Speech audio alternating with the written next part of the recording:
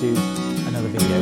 We've got quite a challenging case here, and it's very interesting because, again, we're going to do a before and after video. So in the first half of this video, you're going to see me working through this very thick, dry, which is working on words and consistency. In other words, it's not quite hard enough so that you can drag it out with one thing or another. It's not quite soft enough.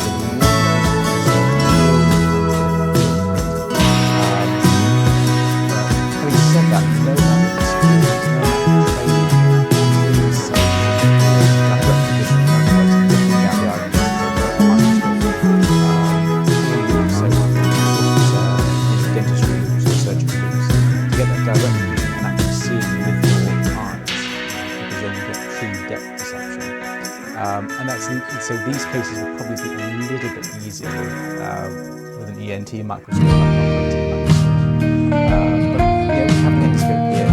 I do have loops actually. I have a couple of sets of loops. So they're like glasses with magnification lenses that are on your eyes. So the type of thing that a dentist would use basically if they want to get a real close-up image of your teeth. And I do have them, but again, the vision is not as good as an endoscope. So here I'm doing some work very deep in the ear canal. And the problem is that I'm fairly sure at this point, right in the centre of the frame there, you can see some wax. And I'm fairly sure the eardrum is right on the other side of that.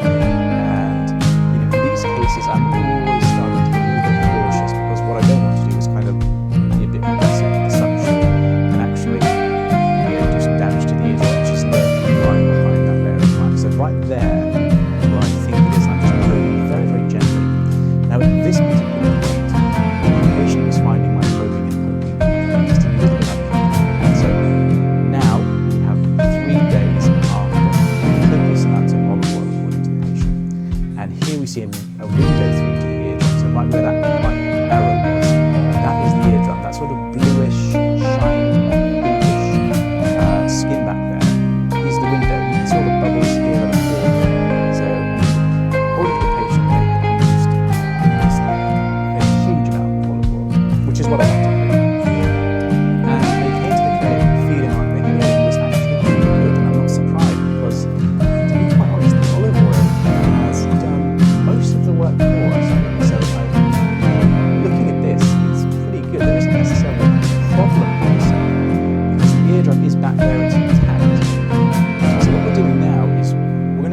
as much of this residual wax as possible, to make sure that it doesn't obviously fall back against the eardrum when they go for a shower.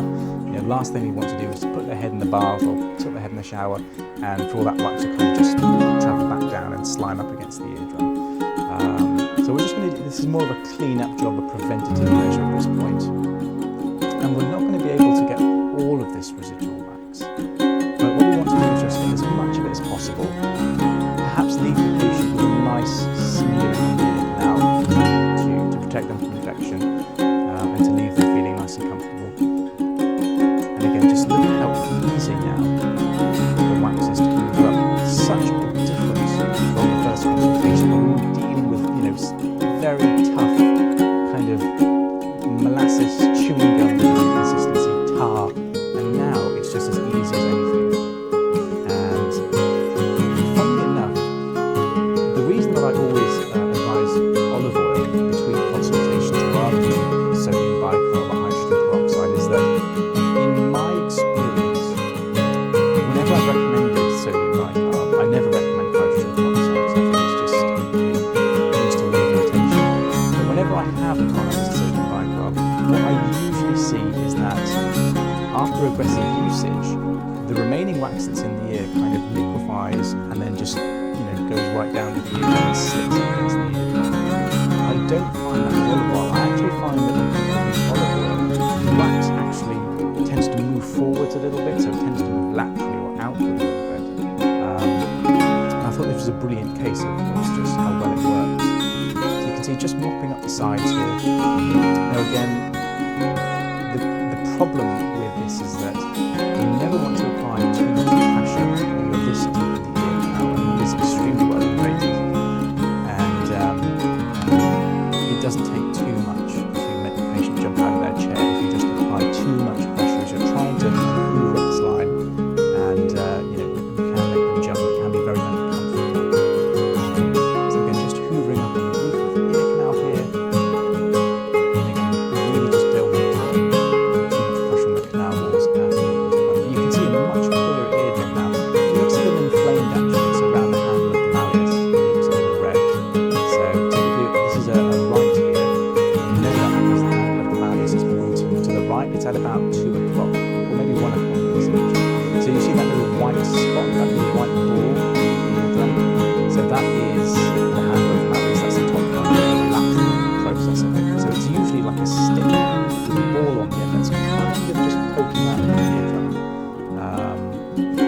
And it looks a little red around there, but I'm sure that will happen with time. It's not surprising just how much the patient is going to be this image.